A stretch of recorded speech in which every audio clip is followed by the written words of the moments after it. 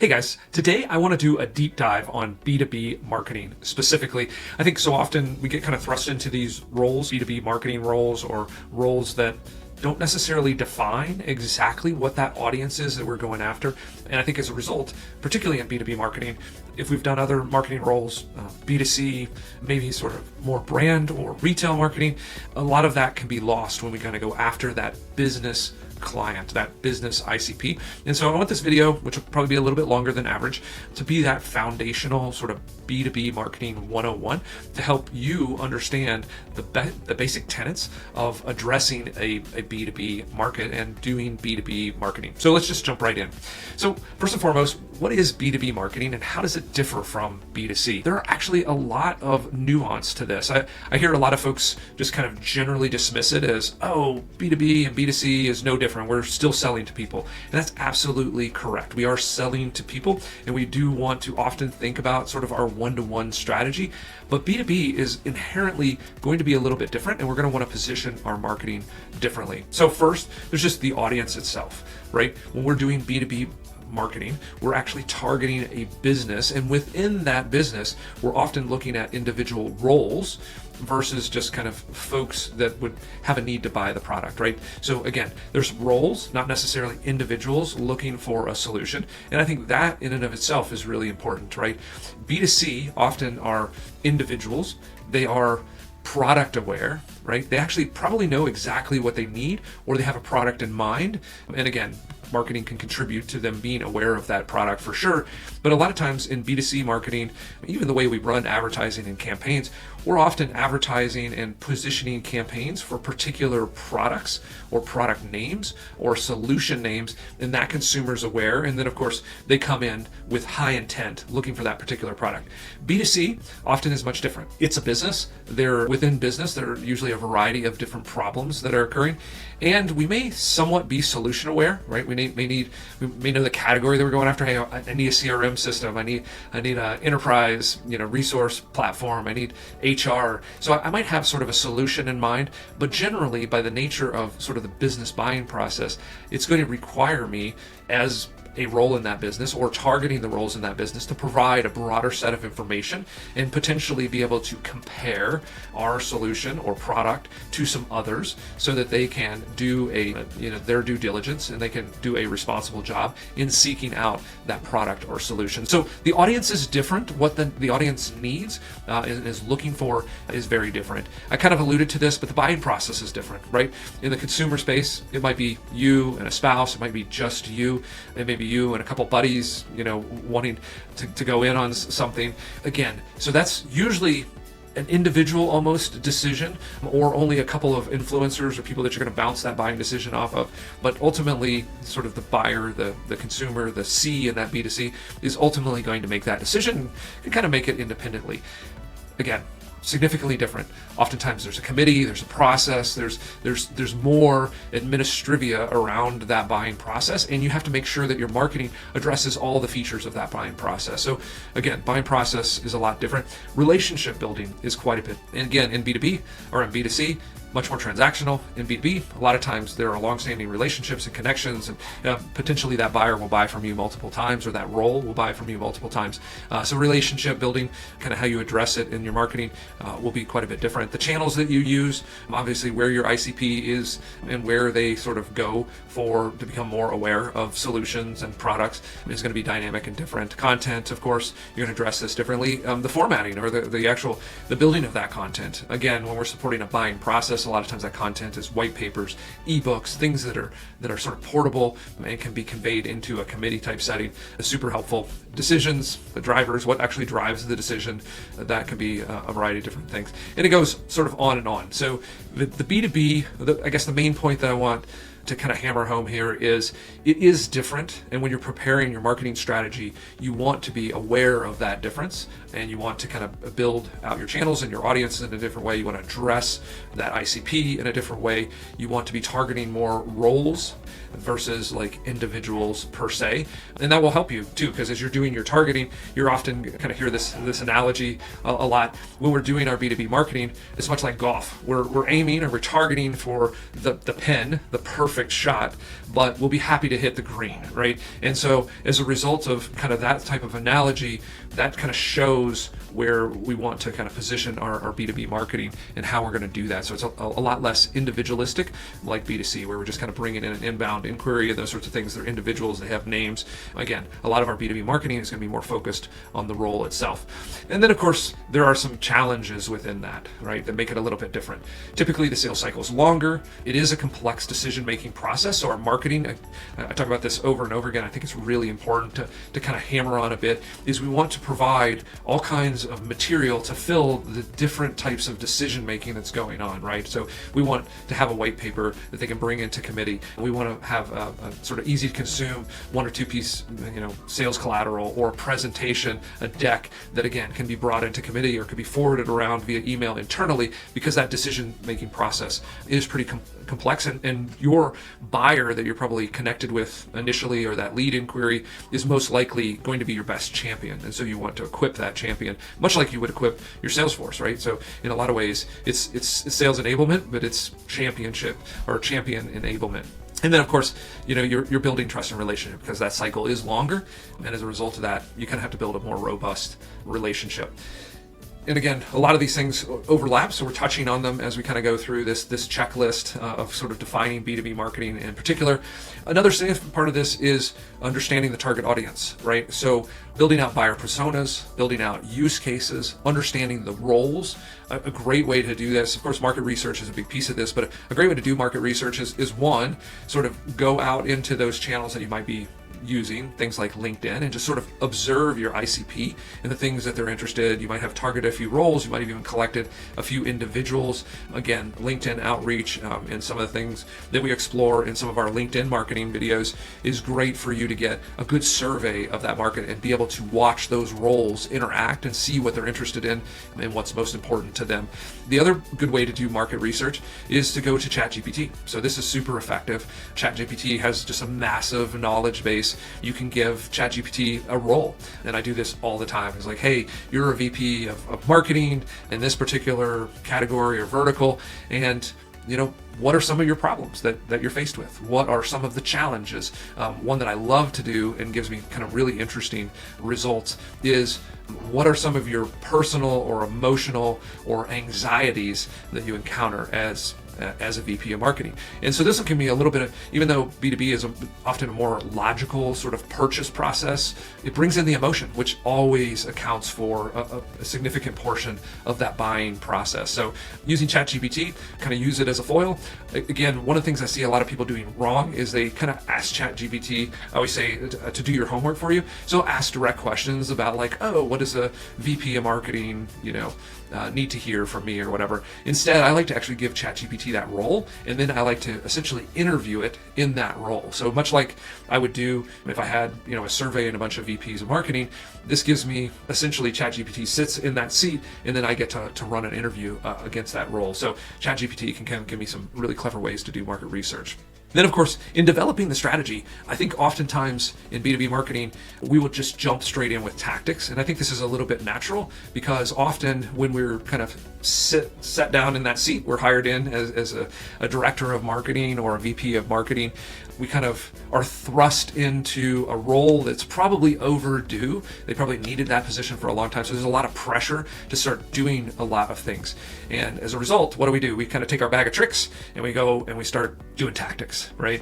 I love to step back. This is good for you anyway, to kind of build some rapport and some professionalism and some expertise in front of fellow executives or other executives that you're collaborating with, or you might have to get approvals from, is to sort of push back on them a little bit, to start with objectives and start at the very highest level. What are those objectives? What are those key results? Maybe even push on them a little bit. Have you already done this? A lot of organizations you come to, they've never really considered their overall business objectives and key results and those OKRs OKRs is a great sort of tool to use in that context. If they haven't built those, maybe spend a little time asking them some questions and collaborating on building those, because the best B2B marketing strategies are built from OKRs, or high-level business objectives and very specific quantifiable key results that you're trying to achieve.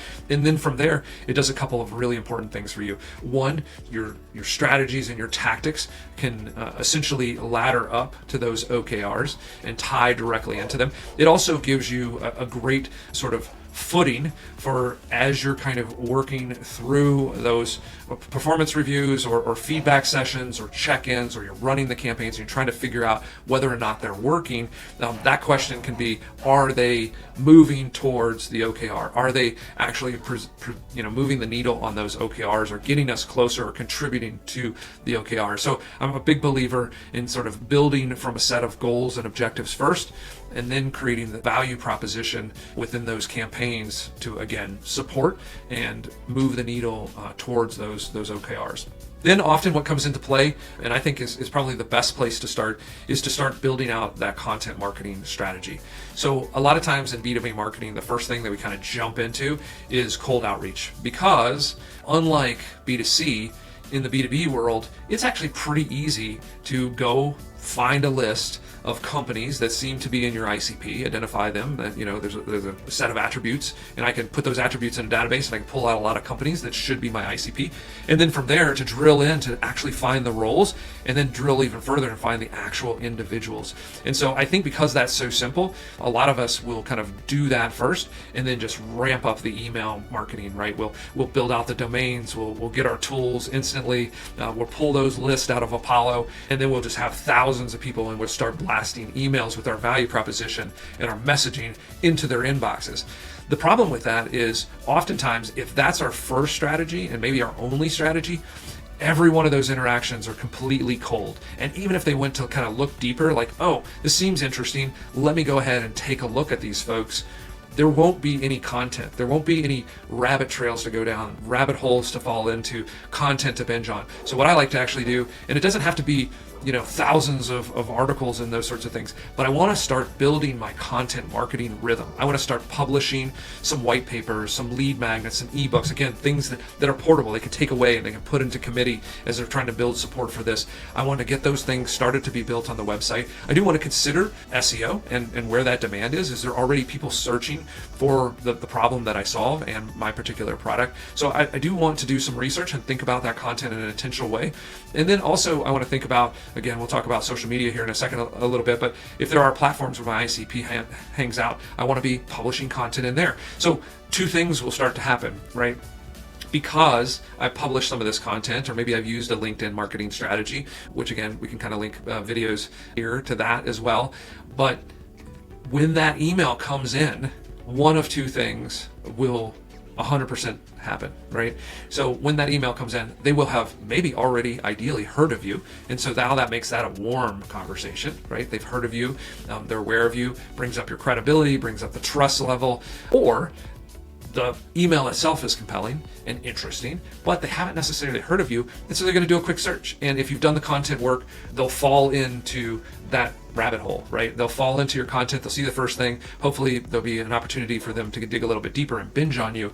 And ultimately, that's going to be a little bit of pre-sales, right? Because they're going to read about your philosophy and your approach to solving the problem, and then ideally, philosophically, if they do make an inquiry, then they're already halfway there, right? They're already somewhat in alignment because they've consumed your content, and not only do they realize they may need your solution, but they kind of probably, if they've contacted you in particular or they've responded to your email, they probably kind of bought into your approach to solving the problem. So content marketing needs to be an essential element of your B2B marketing strategy.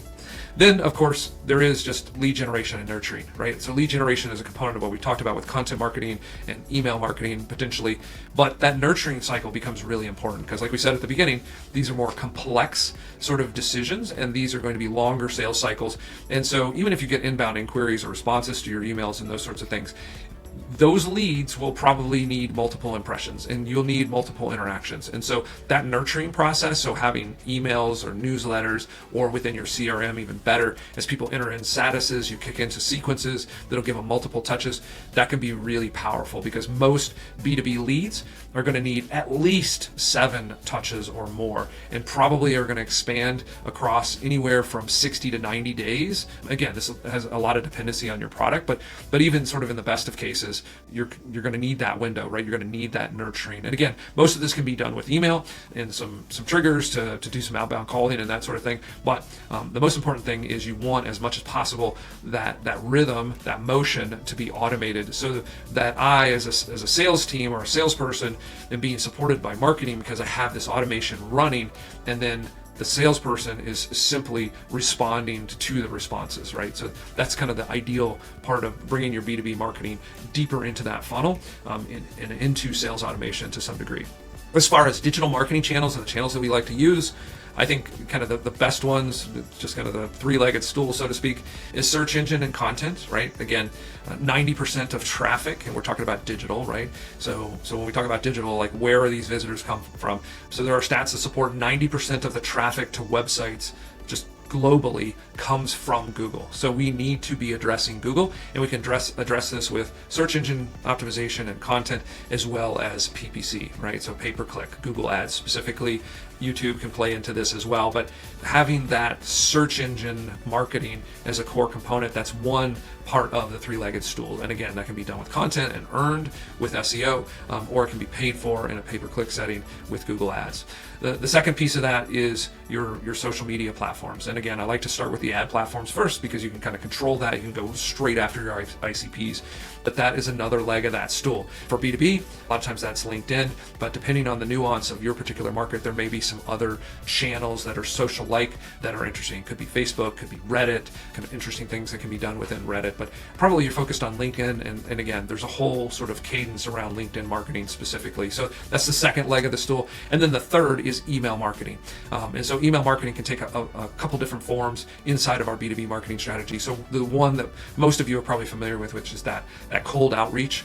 Again, we're getting a list and we're pushing out to roles and specific people that we've identified in that list, and we're moving those messages out. But the other thing is a newsletter type of concept. And again, acquiring these folks that have some interest and want to learn about, and move them into a newsletter so that we can kind of nurture them and give them another sort of component of the value proposition, right? We're educating them, we're sharing our expertise, and this can be acquired through lead magnets. It's a great way to do this, right? We're pulling them in with a piece of valuable content. Depending on what stage you are with your particular company, that content, that lead magnet, can actually be an MVP for a product that you're starting to build out. So you can, again, build a white paper or build an ebook or build an information resource that starts to sort of simulate and do some of the early testing as an MVP.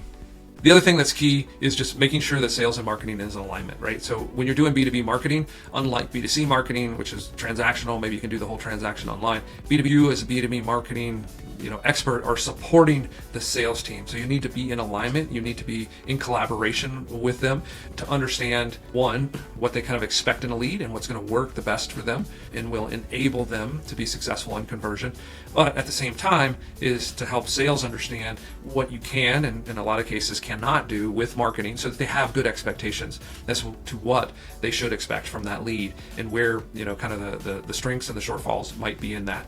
And then all this sort of ties into measurements and analytics. We started all the way at OKRs and we want to end with analytics, so these things all foot together. We want to be measuring, we want to have clear understanding of what those key results are. And then of course we want to have the mechanism so we can track those 24/7 in real time when we're doing our check-ins. We can go to the performance dashboard and we can foot those things all the way back up to the OKRs. And then of course, there's always going to be kind of trends and innovations in B2B marketing, and we'll talk about those in other videos. But hopefully I've given you a nice sort of foundational overview of B2B marketing from a 101. If you've been thrust into one of these roles, this will essentially give you a checklist to go down through and to start to build that strategy. So if this has been helpful, I'd love for you to hit that subscribe button. We're sending out videos like this every single week, and we want to give you a solid foundation in your B2B marketing strategy.